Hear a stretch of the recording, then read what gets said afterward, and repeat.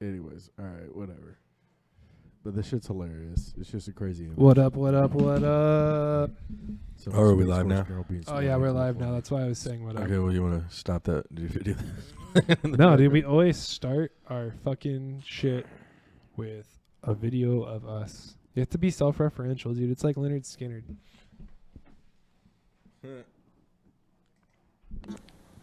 Leonard Skinner, really? Yeah. The singer always wore their own shirt, man. Really? I don't know that.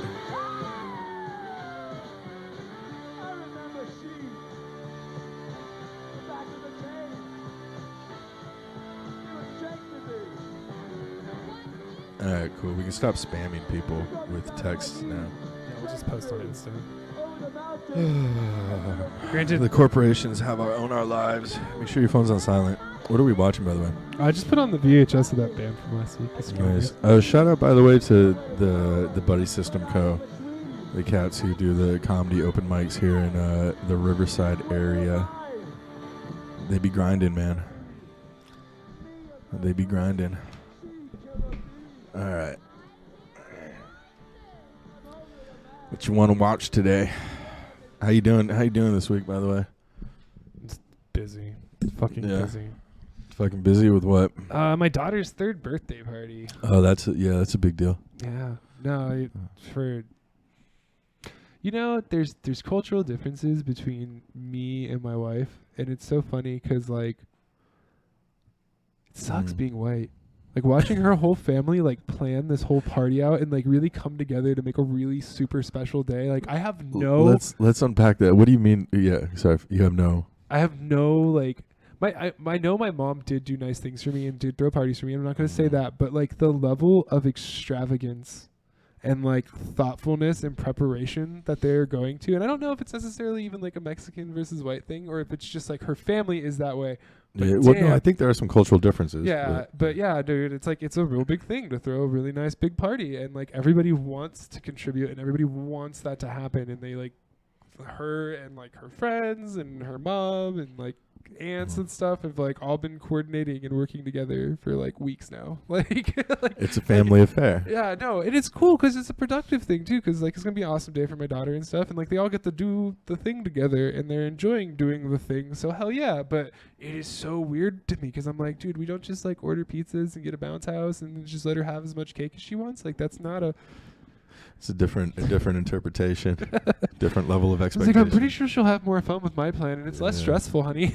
like, yeah, it's interesting because there are cultural differences. You know what I'm saying? In the United States, just relatively speaking to much of the world, it's not a monolith, but U.S. mainstream culture can be very, which is very much white culture, right? In a lot of ways. And anyways, yeah, people of European descent, right? This, that, and the other thing.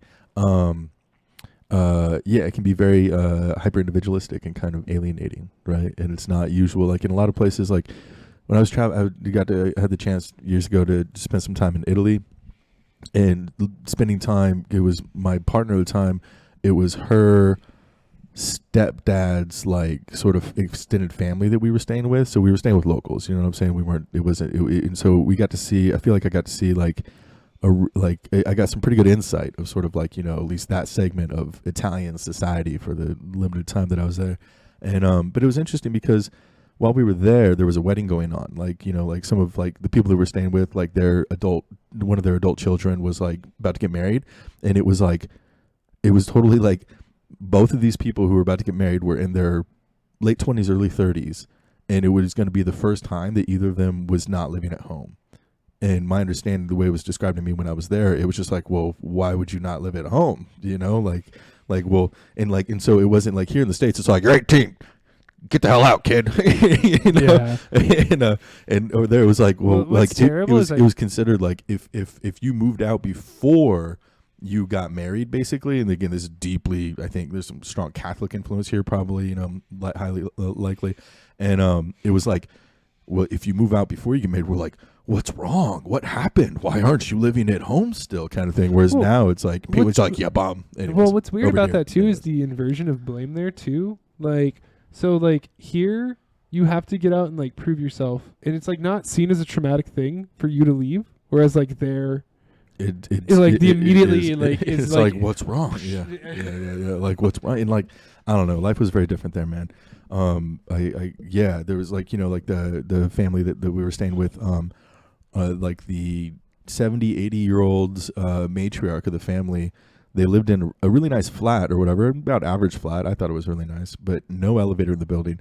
This woman went down to the market every morning, climbed those stairs all the way back up with the groceries, made lunch for the entire family. And there was like siblings lived, the siblings of this family were in their 40s, 50s, and they had like, grown children. And they all lived sort of like, one was a postman, the other was like a veterinarian and had a little farm up in the hills. The other one was like, he and his wife were like low, mid-level, like city administrators or whatever.